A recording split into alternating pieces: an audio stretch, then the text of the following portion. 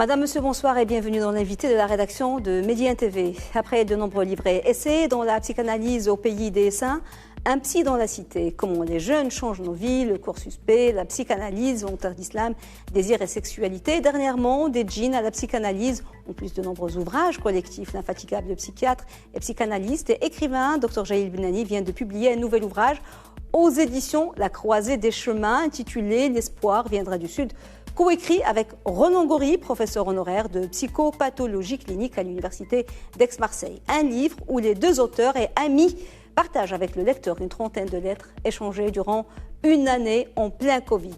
Dans cet échange épistolaire, les deux amis, Jaïl Benani et Roland Gori, livrent et échangent et croisent leurs réflexions autour de plusieurs aspects de notre monde actuel, le monde post-Covid transformé à jamais autour de sujets liés à la grande place des nouvelles technologies qui ont leurs avantages mais qui risquent de cannibaliser nos vies, au néolibéralisme, à l'économie de la santé, aux migrations, à l'importance de la spiritualité et des religions, mais aussi aux crises et autres revendications identitaires et surtout à ce salut qui, selon les deux auteurs, ne pourrait provenir que du Sud avec sa virginité, sa créativité, son âme et sa spiritualité et son insolité, bon mélange de tradition et de modernité. Et pour nous parler de cette nouvelle publication, L'espoir viendra du Sud, nous avons le grand plaisir de recevoir ce soir sur notre plateau Dr Jaïl Benani. Dr Jaïl Benani, bonsoir. Et merci beaucoup d'être avec nous. Merci à vous. Alors docteur, parlez-nous d'abord de la genèse de ce livre. C'est un livre original, né d'une rencontre, d'une amitié, de circonstances particulières. Comment il est né ? Il est né après une conférence de M. Roland Gori, à la suite de laquelle j'étais discutant, nous avons continué à discuter, mais une conférence, c'est bien, mais ça reste toujours frustrant quand on a beaucoup de choses à dire.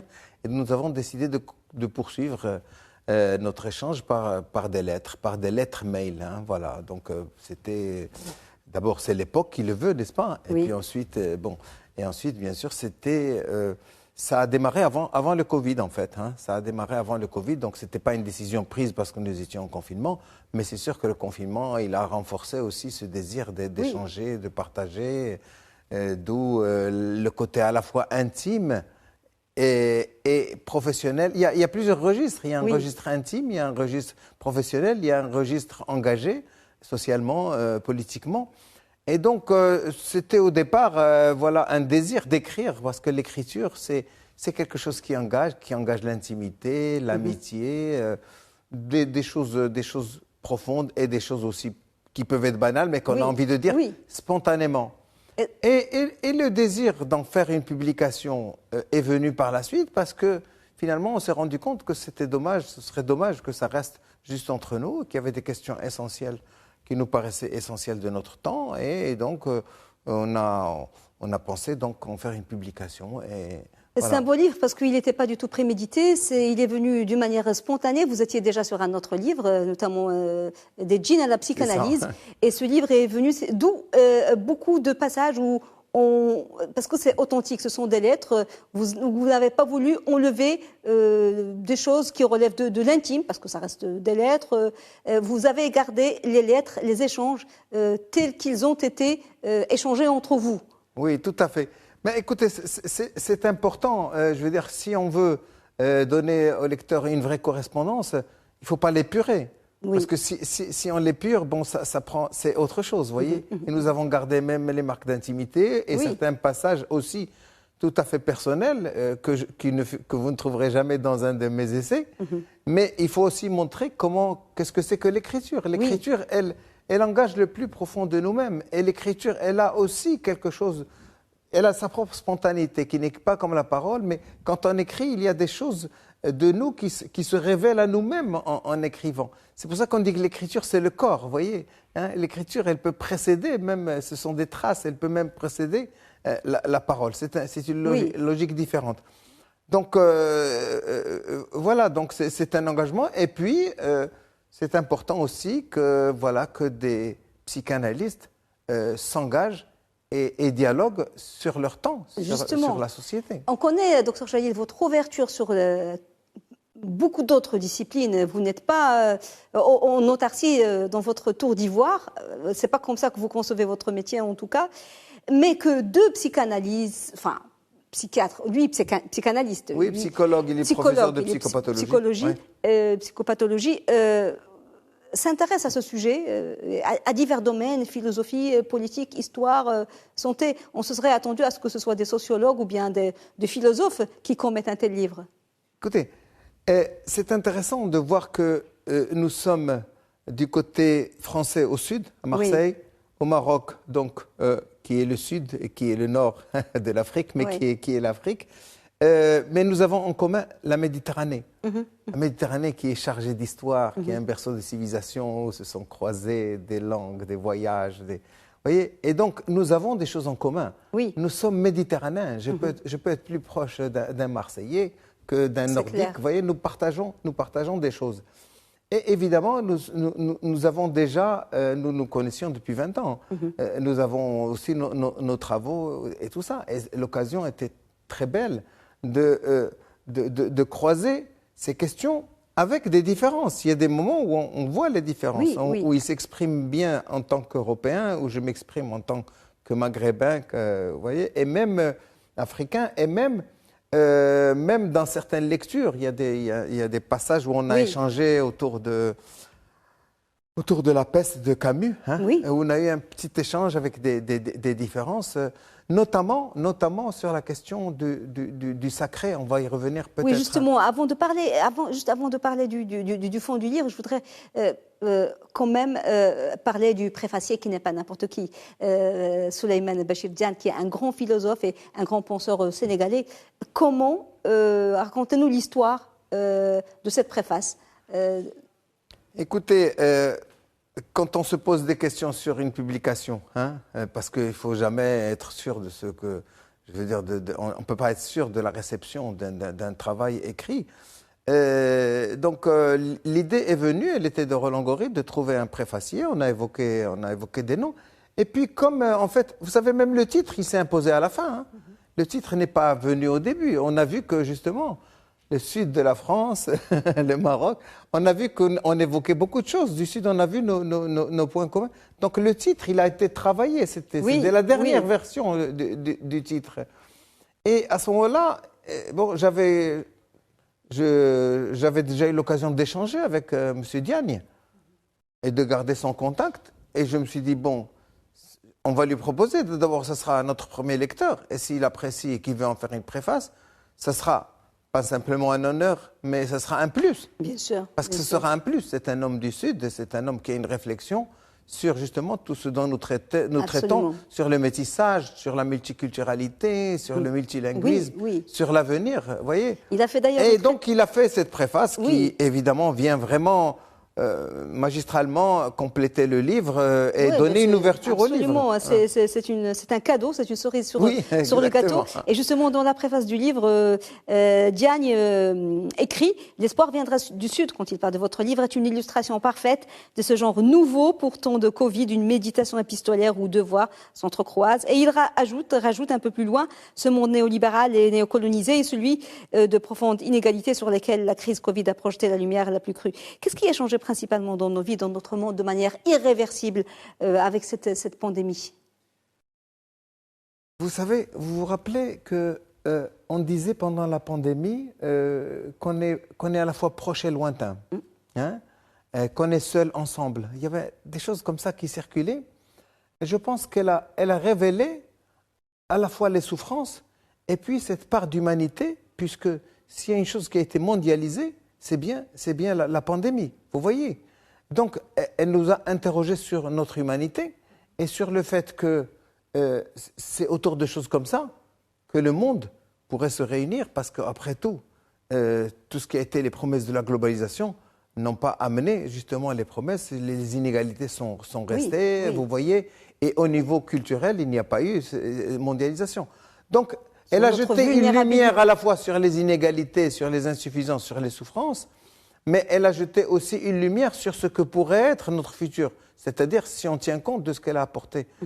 Et il dit une phrase, il dit autre chose qui est très important. Il a dit c'est un livre sur l'hospitalité. Sur l'hospitalité, absolument. Voilà. C'est très important. Et il nous a rappelé que en Wolof, vous voyez, l'hôte, le même mot désigne l'hôte et l'étranger. Donc, on ne peut pas dire étranger dehors, ce qui serait une faute morale et de logique. Oui, Vous voyez? Et donc, cette complémentarité, l'arabe, le français, et Gori qui avait qui a des origines italiennes, et puis donc le Wolof, et puis en plus il enseigne à colombien, il y avait un mixte, un pluriel linguistique qui donne aussi sa richesse à la réflexion. Et puis le thème de la migration, puisque parler de hôtes et de... Oui, absolument. Puis, absolument, il nous a montré notre vulnérabilité. Pour la première fois, pratiquement le monde entier a vécu la même chose au même moment. Ce n'était pas arrivé depuis, Bien sûr. depuis des siècles. Alors, l'espoir viendra du Sud, justement, comme son nom l'indique, est aussi un hymne à notre continent.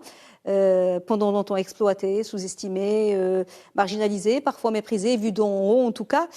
Qu'est-ce qui fait aujourd'hui la force justement de ces pays du Sud et que peuvent-ils offrir pour sauver le monde et l'humanité qui reste en nous?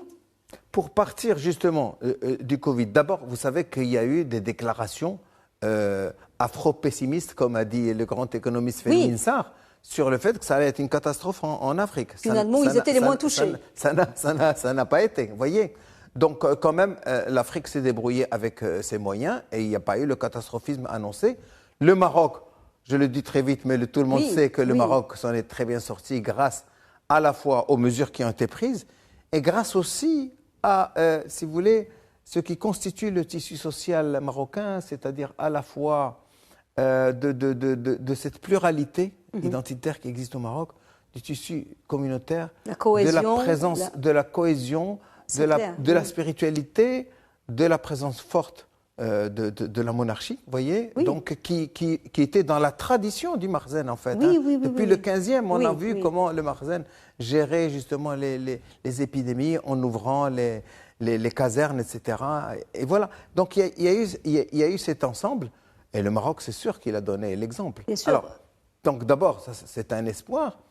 Et puis deuxièmement, au niveau plus large donc des pays africains, eh ben, les pays africains ont compris qu'il fallait développer ses propres potentialités. Vous voyez, par exemple, on peut critiquer la question du digital et donc de son usage dans le néolibéralisme qui accélère la vie, qui va dans le sens de l'économie, etc. Mais en Afrique, quand même, on n'est pas dans la surconsommation. Au contraire, on a mis le digital au service de l'éducation, de l'enseignement, de la culture. Voyez ? Et mieux, dans certains pays, donc des jeunes ont développé des applications, leurs propres applications pour les besoins, pas des applications importées. Ah oui, vous voyez, la crise nous révèle à nous-mêmes, on découvre des choses. Et puis, bon, alors j'ai dit le multiculturalisme, le multilinguisme. La spiritualité, effectivement, la spiritualité, parce qu'un monde néolibéral qui va que dans le sens de la rationalité et la rentabilité, c'est un monde qui, si vous voulez, qui s'ouvre à l'individualisme bon, et au radicalisme. Absolument. Ce point de spiritualité est très important et du sacré, vous en parlez. Finalement, la fragilité ou la puissance n'est pas là où on pense. Parce que il y a des pays très puissants, occidentaux, de puissance économique, et qui sont passés, en fait, qui ont raté qui n'ont pas réussi à bien gérer la crise. C'était des géants aux pieds d'argile. Alors que notre force, peut-être, réside, justement, vous en avez parlé, dans cet esprit de cohésion. Il y a des choses qui nous fédèrent, la foi, quelle qu'elle soit. Le Maroc a réussi là où d'autres ont échoué, c'est ce que vous avez dit. Le sacré et le spirituel, comment on peut allier le sacré, la spiritualité avec ce monde justement matériel à outrance, sans tomber dans les excès, sans tomber dans ce que vous appelez,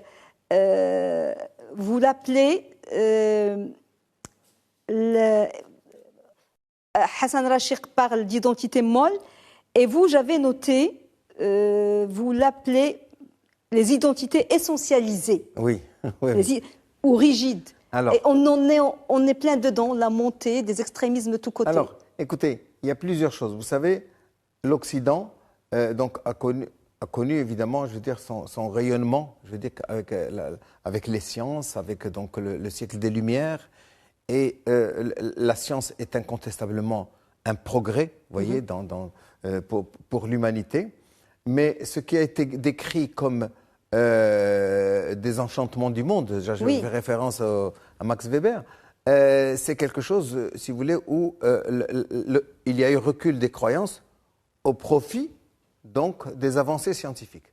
Seulement le problème, c'est que si on tient compte du progrès scientifique, hein, n'est-ce pas, et qu'on met de côté tout ce qui est le sacré, le spirituel, ça entraîne forcément une surenchère dans tout ce qui est le rationalisme, le Oui. néolibéralisme, etc., aux dépens de valeurs, de spiritualité, etc. Et ça, non seulement ça conduit à des sociétés individualistes, mais aussi à des radicalisations. Quand des jeunes, vous voyez, sombrent dans l'utopie parce qu'il n'y a pas d'espoir, parce que tout leur paraît fermé, etc., eh bien, c'est une autre forme d'individualisme qui va vers le radicalisme, vous voyez. Oui. Alors, et donc, forcément, si on se rend compte des limites d'un monde qui a eu son apogée, et tous ceux qui se rendent compte des limites, eh bien, ils doivent tourner le regard ailleurs. En fait, voilà, l'espoir viendra du Sud, c'est voilà, porter le regard ailleurs avec tout ce que cet ailleurs peut apporter. Et aujourd'hui, vous savez que les philosophes, je n'en suis pas un, mais comme vous l'avez vu, donc nous croisons inévitablement la philosophie, la littérature, l'économie. Les philosophes ont bien montré aujourd'hui, et les philosophes qui ont travaillé sur le multiculturalisme, qui travaillent justement sur l'hybridité, la créolisation, concept de glissant, ont montré qu'aujourd'hui, il ne faut plus considérer que l'universel, il est dans un centre européen et qu'il rayonne. L'universel, il est partout. Et considérant que cet universel est partout, eh bien, l'Afrique, elle a son lot à apporter à l'humanité. Maintenant, vous avez aussi évoqué la question des identités. Je veux dire, bien sûr, les identités uniques, que Amin Malouf appelle identité meurtrière, Oui. Bon, c'est quelque chose qui est une fermeture au monde et qui enlève le doute, qui va que dans les certitudes, etc., qui entraîne aussi les radicalisations, les extrémismes religieux, etc. Donc, c'est important que nous cultivions cette pluralité culturelle, linguistique et donc identitaire. C'est-à-dire que l'identité, elle se nourrit de toutes les autres cultures. Oui. Voilà. Oui, l'identité est redevable. Donc, alors, essentialiser, c'est-à-dire que c'est pas, on n'est pas comme ça, vous êtes marocain et point, exactement, et vous êtes camerounais et vous êtes comme ça. Et l'essentialisme, c'est quelque chose qui vous définirait au plus profond de vous-même. Absolument. Et le Maroc est un très très bon exemple parce qu'on est un creuset de plusieurs cultures, un multipote et cumulative aussi. Il y a des cumuls. Quand vous parlez de l'espoir qui viendrait du Sud, vous ne parlez pas seulement des valeurs, vous parlez aussi de la puissance économique, de la force de ses ressources humaines aussi. Oui. Parce que ce sont des pays aussi en devenir, en puissance. Il n'y a pas que les valeurs et la spiritualité. C'est-à-dire, vous savez, pas besoin de s'attarder sur les époques coloniales, voyez, mais aujourd'hui, il y a un fort mouvement, voyez, post-colonial, hein, sans aller dans l'idéologie qui peut être des dérives, disons, des réactions post-coloniales, mais l'idée du post-colonial, c'est de sortir des décolonisations, voyez, et donc de décoloniser à la fois les savoirs, de décoloniser les potentiels et d'exploiter ses propres ressources à tous les niveaux, à tous les niveaux. Et vous savez, l'une des premières décolonisations, elle a commencé avec la littérature, les littéraires, vous voyez, ils ont commencé avec la langue du colonisateur à dénoncer des choses et à affirmer leur... Et puis évidemment, je veux dire, quand vous avez des économistes comme Felou Insar qui organise avec Achille Mbembe les ateliers de Dakar, etc., ça, je veux dire, ce sont toutes les disciplines. Oui. Voilà, il y a quelque chose aussi de très important, vous voyez, et justement, c'est que l'hyperspécialisation des disciplines, vous savez, même dans la mienne, par exemple, si on prend, par exemple, la psychiatrie, la pédopsychiatrie, la toxicologie, la gériatrie, la psychogériatrie, etc., tout ça, ce sont des super spécialisations, mais plus on se spécialise, plus on fragmente aussi les savoirs. Oui. Alors que les savoirs, que vous savez, que les mathématiques ont une histoire, la physique, elle a une histoire, etc.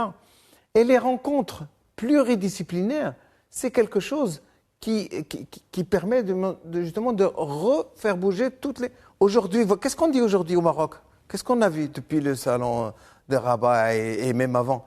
Ben, c'est que la culture est un levier de développement. Bien sûr. Et ben voilà. Bien sûr, bien sûr. Donc, alors, oui, mon ami pardon. Roland Gori, d'ailleurs, appelle cette fragmentation la taylorisation des savoirs. Voilà. En parlant de taylorisme. Et lui, il l'a appliqué, si vous voulez, au niveau des disciplines. Au niveau des disciplines, on le retrouve exact. dans ses livres. Dernière question, docteur. C'est la crise sanitaire a été, comme vous l'écrivez, un événement inattendu, mais prévisible, vous dites, pour de nombreuses raisons. Et il a mis à nu la fragilité de l'existence, la vulnérabilité psychique, les effets néfastes du libéralisme effréné, la dérégulation de la planète et les défaillances de structures sanitaires. Et Souleymane Bachir Diane a renchéri dans sa préface en écrivant que le monde d'après ne sera pas le retour de celui d'avant, parce qu'il ne pourra pas ignorer que sur fond de crise de climat, la prochaine pandémie menace déjà. C'est un discours lucide, mais apocalyptique quand même. On doit se préparer à une pandémie qui va peut-être décimer la moitié de l'humanité. Puisque vous citez encore une fois Diane, et c'est un grand sage, oui. Je me permets de dire que justement, dans sa préface, il dit que ce livre n'est pas pessimiste, il est optimiste. Oui. Voilà. Alors donc, c'est pas pour parler de l'apocalypse, c'est pour mettre en garde que si nous ne prenons pas les leçons, voyez, si nous ne prenons pas les leçons de cette pandémie, on peut aller évidemment vers des choses beaucoup plus graves. Parce que en fait, comme vous l'avez dit, c'était un événement prévisible, mais on ne savait pas quand ça arrivait. Qu'est-ce que ça veut dire prévisible? Les épidémiologistes, les anthropologues de la santé avaient prévenu, vous voyez? Oui. Ils avaient prévenu. Le problème, c'est que la prévention n'a pas assez de moyens. Mm-hmm. Les vaccins ont eu beaucoup de moyens. Oui. Les découvertes scientifiques donnent des prix Nobel. mais la prévention, elle n'a pas assez de moyens. Aller travailler dans des mines et travailler sur les chauves-souris, etc. Oui. C'est pas tout le monde qui en a envie. Donc, en fait, la prévention, vous voyez, la prévention, c'est quelque chose justement qui doit être la leçon principale. Oui. Et puis ensuite de considérer que nous sommes un même monde parce que pour venir, on le voit bien, pour venir à bout de la pandémie, il faut vacciner le monde entier. Oui, voyez. Oui. Et c'est là qu'on se dit. Donc c'est un livre optimiste qui tire la sonnette d'alarme. Et si l'espoir vient du Sud. Et l'espoir vient du Sud. Merci beaucoup, docteur Jalil Bennani. Peut-être un prochain livre, une prochaine publication, d'avoir été avec nous pour nous parler, Inch'Allah, de votre nouveau livre, L'espoir viendra du Sud, coécrit avec Roland Gori, professeur honoraire et de psychopathologie clinique à l'Université d'Aix-Marseille, et publié aux éditions La Croisée des Chemins. Merci beaucoup, docteur. Merci à vous. Merci. Madame, monsieur, merci beaucoup de nous avoir suivis. Bonne suite des programmes sur Média TV et très belle soirée.